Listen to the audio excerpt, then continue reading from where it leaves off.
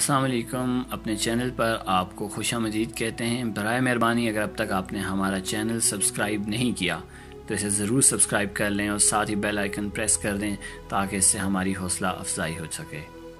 इसके अलावा हमें फ़ीडबैक ज़रूर दीजिएगा कि हम इसमें किस किस्म का कंटेंट ऐड कर सकते हैं और आपको किस टाइप का कंटेंट चाहिए।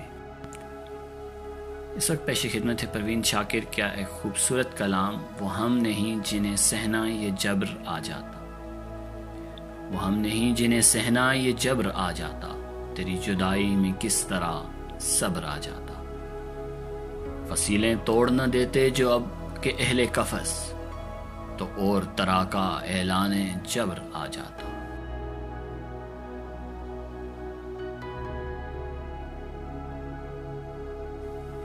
वो फासला था दुआ और मुस्तहजाबी में कि धूप मांगते जाते तो अब्र आ जाता।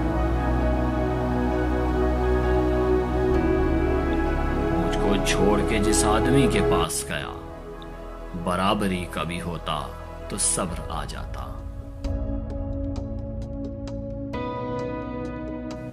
वजीर शाबी खस खानों से निकल आए, अगर गुमा में अंगारे कब्र आ जाता।